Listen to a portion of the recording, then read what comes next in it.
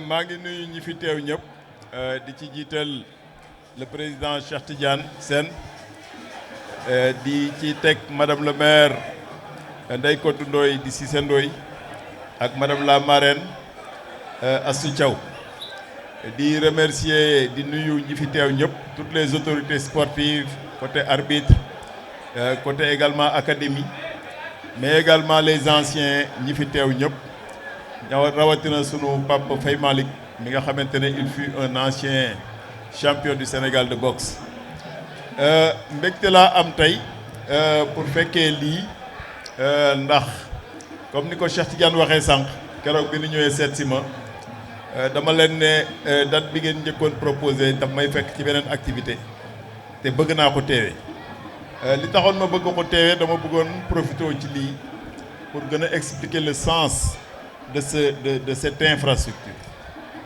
Infrastructure bi am na ñoo xamante ne bay wéy na mbuus ay mag lañu mënatuñ ci bénéficier en termes de formation en termes également de compétition kon c'est une infrastructure d'abord destinée aux académies moo tax man il faut ma ñëw teew ñëpp xam la philosophie de cette infrastructure. C'est une infrastructure destinée aux formateurs d'abord. Pourquoi aux formateurs? Ndax football léegi école la mës a doon sax ñun africains dañ ci koy comprendre rek très tôt la ñuy former ay ndaw sur les fondamentaux du foot très tôt la ñu leen war a jàppale même au plan alimentaire très tôt la ñu leen war a jàppale également en termes d'éducation ndax y a pas que le foot y a également l'éducation ba tax na la politique sportive communale il faut ñu xam ne dafa war a basé wu d'abord sur la formation des formateurs, la formation également des pratiquants le plus tôt possible pour ñu mën leen a encadrer moo tax président Cheikh li ngeen di def yéen ci académie jàpp leen ne cette infrastructure est d'abord destinée aux académies te incha allahu comme niñ ko waxee woon il y a 2 ans il y a plusieurs expériences yu fi am. Il y a plusieurs écoles de foot yu fi am il y a plusieurs académies mais tôt ou tard di ngeen dem ba créer benn élite boo xamante ne c'est à l'échelle communale sur la base de présélection yi ngeen di def à partir des différentes écoles yi ngeen di yor bu boobaa élite boobu élitu académie yooyu dina mën a compétir ci catégorie yëpp suba mën ngeen dem ba ñu ne élite boobu jóge Diass nekk na champion du Sénégal en U15 wala en U17 wala et cetera et bu boobaa loolu day dimbaliwaale le travail qui doit se faire au plus haut niveau mooy lan les jours à venir les semaines à venir incha allah dinañ dem vers les assises du sport dans la commune pour réfléchir sur quelle politique sportive mettre en place pour que à partir de cette infrastructure ñu mën a atteindre le haut niveau dans les meilleures conditions et dans les meilleurs délais.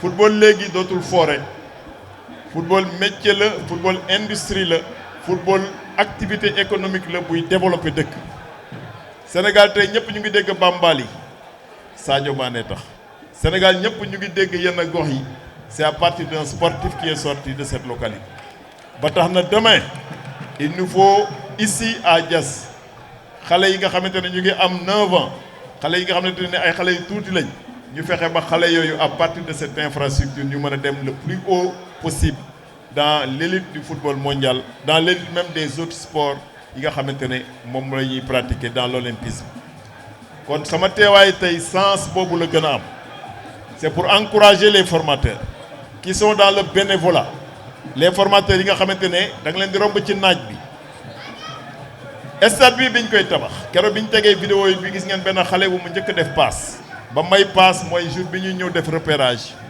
pour xool stade bi fan lañ koy nan lañ koy tàmbale ma fekkoon fii benn formateur ci naaj bu tàng bi ma ne ko na ma xale bi passe ma delloo ko bal bi keroog bi stade bi pare dama fexe ba laaxat ci waat xale ba ma paasoon mu ñëwaat paasaat ma ci biir ci pelouse synthétique bi loolu symbole la pourquoi ma ne symbole la day wane ne à partir de ce que font les autres ñun suñu rôle en tant que commune mooy ñu ñëw jàppale leen ci pour fexe ba ñu professionnaliser ko et je pense que moo tax Cheikh dama lay gërëm di la sant yow ak tous les académiciens di leen xamal ne vous pouvez compter sur la commune en termes d'accompagnement te accompagnement boobu nag dañ koy teg sur un projet sportif. Le formateur de base, le formateur intermédiaire, l'équipe demain type bi nga xam ne mooy naan suñu équipe faño day am ay convention entre yéen ba suba bu weccit wu rotee formateur ba nekk à la base weccit bi egsi ba ci moom. Et ça c'est un principe d'équité boo xamante ne FIFA daf ci tenir, mais il faut de la traçabilité depuis l'équipe de base, depuis l'équipe formateur. En tout cas, en tant que maire de Diass jàpp ngeen ne infrastructure bi lu rëy la, mais man jàpp naa ne ñu ngi doog a door. On vient de démarrer. Il fallait ça pour ubbi bëtu ñëpp, mais on vient de démarrer te Inch'Allah boo leen dawul du ma daw. boo leen dawul du ma daw en termes de moyens. Demain, on est prêt à mettre 300 millions dans le sport communal, à condition que lépp leer, à condition que lépp ñu xam ne c'est de l'argent public et que fañ koy def ñëpp dinañ ci gis seen bopp. Demain, si le monde sportif de la commune de Diass, au sortir des assises, ngeen fixer la feuille de route, le prochain budget 2027, je défendrai pour qu'on mette 300-400 millions pour le sport. Quand on vous invitera aux assises, on parlera de tout. Le sport légui du affaire amateur. Le sport légui business là. Le sport légui c'est des investissements avec un retour sur investissement qui est attendu. Le sport légui dafa war a fay joueur bi, dafa war a fay entraîneur bi, dafa war a fay secrétaire général bi, dafa war a fay même le président du comité des supporters, dafa war a fay tout ce qui gravite autour du sport. Comment y arriver? ñëpp xam nañ ne business la. Je pense que keroog finalu zone 14B rek signal la pour wax leen le potentiel en termes même de recettes dans cette localité. Suba mën nañ dolli beneen turbine fële, mën nañ dolli leneen. Demain ce stade là à partir d'un match peut rapporter facilement 5 millions ou 6 millions en une journée, à condition que ñëpp gis seen bopp ci loolu foofu ñu jëm. Moi je suis un homme transparent. Man lu may def dama koy wax ñëpp ànd ci ñu defandoo ko. C'est pas pour moi, c'est pour la communauté. Lii dañuy dem bàyyi ko fi tôt ou tard. Ce qu'on va bâtir ñun ñëpp dinañ ko bâtir, mais tôt ou tard dinañ dem bàyyi ko di ko seen muy màgg ba nga xamante ne suba ñëpp dañ ciy gis seen bopp. Moi j'ai grandi dans un environnement sportif. J'ai pratiqué pratiquement tous les sports. Def naa athlétisme à Iba Mar Diop au Dial Diop, c'est ma première licence d'athlétisme. Je courais bien les demi-fonds. Def naa un peu de handball au stadium Iba Mar. J'ai fait un peu de basket avec les Koulibaly et autres comme entraîneur. Je faisais beaucoup de foot nag en basket. J'ai joué les navétanes.